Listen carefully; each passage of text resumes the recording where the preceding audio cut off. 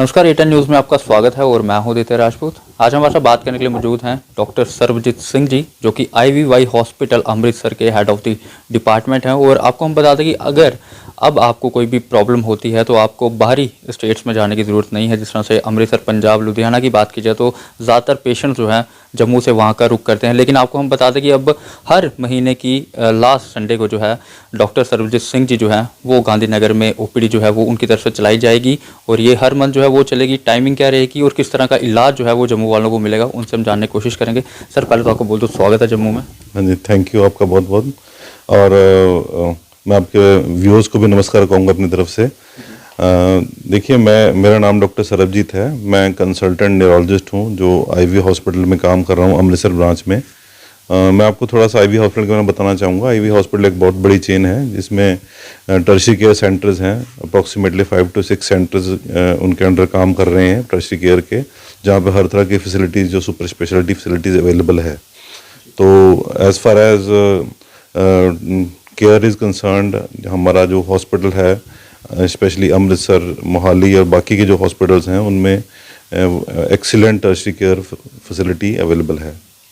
Sir, अगर बात की जाए तो जिस तरह से ब्रेन की प्रॉब्लम काफ़ी ज़्यादा लोगों को होती है, फिट्स पड़ते हैं उनको, तो उन पर किस तरह का इलाज जो है उनको मिलेगा यहाँ पर?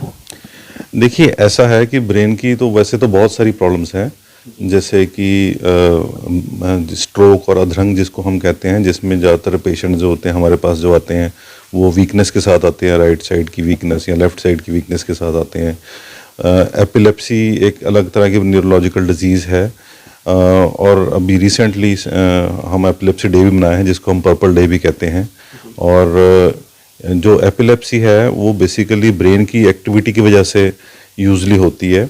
हाइपर एक्टिविटी ब्रेन की वजह से हो सकती है वो, जिसको हम एक्सेसिव डिस्चार्जेस कहते हैं ब्रेन में अपने टर्म में। लेकिन इसके जो बहुत सारे कारण हो सकते हैं, जैसे कि कई बार ब्रेन में इन्फेक्शन हो जाना या ब्रेन में ट्यूमर हो जाना, या कई बार विदाउट एनी रीजंस भी एपिलेप्सी हो सकती है जिनका कोई रीज़न नहीं होता है। सर, अगर बात की जाए तो अगर किसी को स्ट्रोक होता है तो उसे इमरजेंसी में क्या चीज़ जो है वो लेनी चाहिए पहले, और ये स्ट्रोक होता क्यों है, किस वजह से होता है? देखिए, जो स्ट्रोक है या अधरंग है, इसके वही कारण हैं जो आम हम आज के दौर में सुनते हैं, हार्ट की प्रॉब्लम्स की जो कारण हैं। सो इसके सेम वही रीज़न हो सकते हैं, जैसे कि जो पेशेंट जिनको डायबिटीज़ है, हाइपरटेंशन है, उनमें ये इसका रिस्क ज़्यादा रहता है और विद एज जो है रिस्क ये और बढ़ता है। और बहुत सारे कारण हैं, जैसे स्मोकिंग रिस्क को बढ़ाता है स्ट्रोक के को, और प्लस आपकी सेडेंटरी लाइफस्टाइल जो है वो एक रिस्क फैक्टर है, और आपकी एक्सरसाइज ना करना और ये सारी चीज़ें जो हैं ये सब एक रिस्क फैक्टर्स हैं जो स्ट्रोक के रिस्क को बढ़ाते हैं। और यूजली जो स्ट्रोक होता है वो ब्रेन की नाड़ी की ब्लॉकेड की वजह से होता है। वो एक मेजर कारण तो ये है। दूसरा कारण है ब्रेन की नाड़ी का फट जाना, जैसे कई लोगों का BP बढ़ता है तो उसमें ब्रेन की नाड़ी फट जाती है, तो वो भी एक रीज़न हो सकता है। सर, अगर किसी को स्ट्रोक होता है इमरजेंसी में, उसको क्या ट्रीटमेंट देनी चाहिए? देखिए, ऐसा है कि यूजली अगर स्ट्रोक होता है तो उसके कुछ साइन एंड सिम्टम्स होते हैं। सबसे पहले तो उसकी जो है आपको आइडिया होना चाहिए कि वे साइन सिम्टम्स स्ट्रोक के हो सकते हैं, जिनमें से मुंह का टेढ़ापन आना, बाजू का कमज़ोर या सूनपन आना, और टांग का कमज़ोर या सूनपन आना, और बोलने में दिक्कत आना। ये सभी सिम्टम जो हैं स्ट्रोक के हैं। अगर ये सिम्टम्स आते हैं तो आपको एक्ट फास्ट करना है, जल्दी जल्दी आपको नज़दीक के कुछ ऐसे सेंटर पे पहुंचना है जहां पे आपके स्ट्रोक की प्रॉपर केयर एंड मैनेजमेंट होती है। सर, ब्रेन से जुड़ा हुआ होता है ये स्ट्रोक, तो अगर बात की जाए, अगर किसी एक्सीडेंट होता है उसको क्लॉट्स होते हैं, तो क्या क्लॉट्स के रिगार्डिंग भी स्ट्रोक हो सकता है उसको? हाँ, वही मैं एक्चुअली कह रहा था कि एक्सीडेंट के बाद भी कई बार क्लॉट्स आ जाते हैं, उसके बाद भी जो है हाथ और बाजू की कमज़ोरी वगैरह हो सकती है। तो ऐसी चीज़ों का जो है हमें उसी हिसाब से ही ट्रीटमेंट करना चाहिए जिस तरह की उनकी अर्जेंसी है। अगर वो बहुत जल्दी प्रोग्रेस कर रहा है, पेशेंट बेहोश हो रहा है, तो उसको हमें जल्दी से जल्दी ट्रीट करना चाहिए। स्ट्रोक के प्रिकॉशंस क्या हैं, किस तरीके से इससे बचा जा सके? स्ट्रोक के जो प्रिकॉशंस हैं वो सेम वही हैं जो एक्चुअल में बाकी डिजीज़ की प्रिकॉशंस हैं। जैसे अगर किसी को डायबिटीज़ है तो उसका कंट्रोल बहुत ज़रूरी है, उसका रेगुलर चेकअप बहुत ज़रूरी है। अगर किसी को ब्लड प्रेशर बढ़ता है तो उसका कंट्रोल बहुत ज़रूरी है। यूजली यहाँ हमें देखा गया अपनी क्लिनिकल प्रैक्टिस में कि जिनका ब्लड प्रेशर बढ़ता है वो थोड़ा सा अंडर ट्रीटेड रहते हैं, थोड़ा बहुत वो मेडिसिन को प्रॉपर नहीं लेते हैं। तो मेरी एडवाइस यही है कि उनको प्रॉपर मेडिसिन लेनी चाहिए।